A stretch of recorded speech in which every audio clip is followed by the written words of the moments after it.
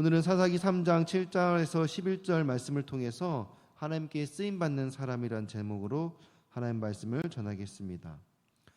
세상에는 아무에게도 도움을 주지 못하는 사람들이 있습니다.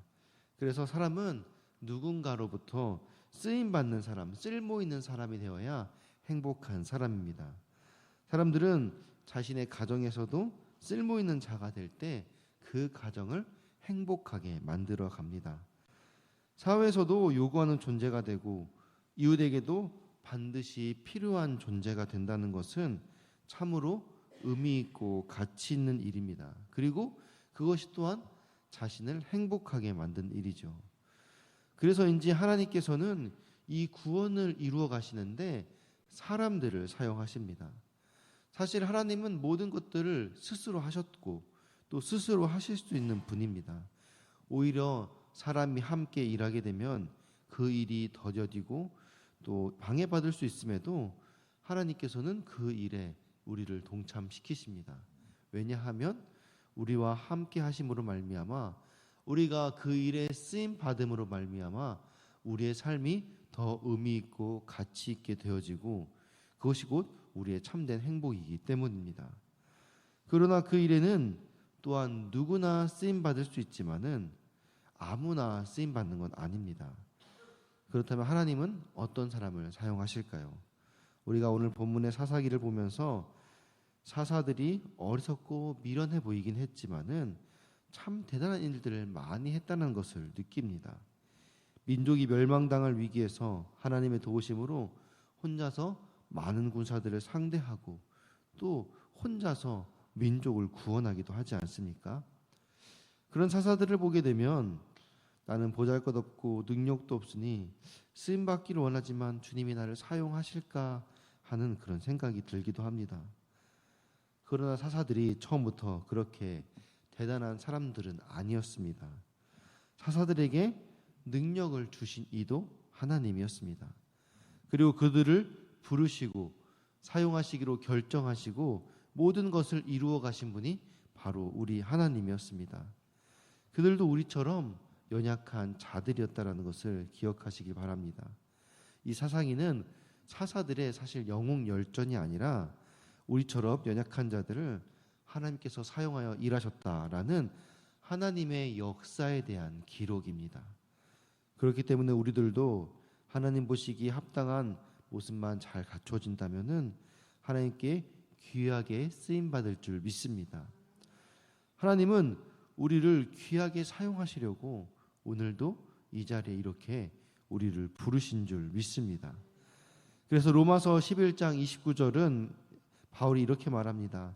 하나님의 은사와 부르심에는 후회하심이 없다라고 말합니다. 그렇기 때문에 우리는 사람들에게 꼭 필요한 존재가 되어야 합니다. 왜냐하면 하나님이 우리를 부르셨기 때문에 하나님 우리를 부르셔서 우리를 사용하시고 또 그래서 우리를 통하여 하나님의 구원을 이루어 가시기 때문에 우리 한 사람 한 사람은 또 여러분이 만나는 그 사람들에게 보내어진 사람인 줄 믿으시기 바랍니다. 그래서 우리가 그들에게 꼭 필요한 사람이 되어지고 또 우리 스스로가 그들에게 거치는 자가 되어서는 안 되는 것이죠. 그래서 고린도전서 10장 32절은 이렇게 말합니다. 유대인에게나 헬라인에게나 하나님의 교회에나 거치는 자가 되지 말고. 아멘. 우리가 능력이 있어서 쓰임받는 것이 아니라 하나님이 부르셨기 때문에 하나님의 능력 때문에 쓰임받는 것입니다. 세상에서는 쓸데없는 자, 약한 자, 못난 자, 가난한 자, 병든 자, 죄인된 자 이런 사람들을 하나님께서 부르셨습니다. 우리 또한 사실 그런 자였습니다. 그러나 주님의 은혜가 아니면은 우리가 어떻게 구원을 얻으며 주님 앞에 쓰임 받을 수 있었겠습니까? 오늘 본문 7절, 8절을 우리 같이 한번 읽어보겠습니다. 이스라엘 자손이 여호와의 목전에 악을 행하여 자기들의 하나님 여호와를 잊어버리고 바알들과 아세라들을 섬긴지라. 여호와께서 이스라엘에게 진노하사 그들을 메도포다미아 왕 구산 리사다임의 손에 파셨으므로 이스라엘 자손이 구산 리사다임을 8년 동안 섬겼더니. 아멘. 이 당시 그 사사 온닐이 살던 시대에 이스라엘은 큰 악을 행하고 점차 하나님을 잊어버렸습니다. 하나님께서는 징계로 이 메소포타미아 왕인 구산 리사다임의 손에 이스라엘을 넘겨서 이스라엘이 8년 동안 괴롭게 되는 그런 고난을 겪도록 하셨습니다. 그래야 이스라엘이 다시 하나님을 찾은 것이지요. 이때 하나님께서 온니엘을 사사로 부르셔서 이스라엘을 구원하셨습니다. 우리 9절 말씀 같이 읽겠습니다. 이스라엘 자손이 여호와께 부르짖음에 여호와께서 이스라엘 자손을 위하여 한 구원자를 세워 그들을 구원하게 하시니 그는 곧 갈렙의 아우 그나스의 아들 온니엘이라. 아멘. 하나님께서 부른 사람은 하나님께서 사용하십니다. 우리의 능력이 아니라 바로 이 하나님의 부르심이 능력이기 때문입니다. 오늘 우리 모두도 하나님의 부르심을 받은 자들입니다. 우리가 그 부르심을 믿고 나아갈 때 하나님께서 오늘도 우리와 함께 하실 줄 믿습니다. 그 믿음 위에 하나님의 능력으로 우리를 사용하시는 것입니다. 두 번째로 하나님은 순종하는 사람을 사용하십니다. 온니엘은 순종하는 사람이었습니다. 또 갈렙은 온니엘에 대해서 이렇게 말하지요. 여호수아 15장 16, 17절 우리 같이 읽겠습니다. 갈렙이 말하기를 기럇세벨을 쳐서 그것을 점령하는 자에게는 내가 내 딸 악사를 아내로 주리라 하였더니 갈렙의 아우 그나스의 아들인 온니엘이 그것을 점령함으로 갈렙이 자기 딸 악사를 그에게 아내로 주었더라. 아멘. 이 온니엘은 갈렙의 말에 순종하여 기럇세벨을 쳐서 점령하였습니다. 성경은 또 온니엘의 형 이 갈렙 또한 순종의 사람이라고 소개합니다. 우리 신명기 1장 36절 같이 읽겠습니다. 오직 여분네의 아들 갈렙은 온전히 여호와께 순종하였은즉 그는 그것을 볼 것이요 그가 밟은 땅은 내가 그와 그의 자손에게 주리라 하시고. 아멘. 오늘 본문의 이 온니엘 그리고 그의 형 갈렙 모두가 하나님께 순종하는 사람이었습니다. 하나님께서는 순종하는 사람을 사용하십니다. 여러분도 직장생활 또 사회생활을 많이 해보셨겠지만은 회사에서도 필요한 사람이 누군가 바로 첫 번째 조건이 능력보다는 순종을 잘하는 사람입니다. 세상 말로는 말을 잘 듣는 사람이죠. 그래서 어찌 보면 이 능력은 1차 면접에서 서류 면접으로 보는데 최종적으로 보는 건 무엇입니까? 면접을 통해서 그 사람의 됨됨이를 보는 것이죠. 제 간증을 하면은 저도 그 군대를 아주 편하게 다녀왔습니다. 네, 군종병을 다녀왔는데 군종병 경쟁률이 엄청 세요. 근데 참 우연찮게도 제가 신학교를 지방에 있는 별 볼 일 없는 신학교를 나왔어요.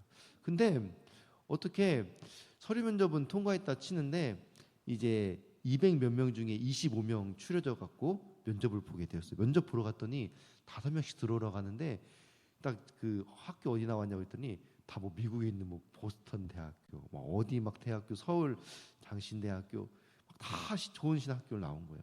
저만 지방에 나온 신학교인 거예요. 25명 중에 이제 그 장교가 딱 손을 들으라고 하는 거예요.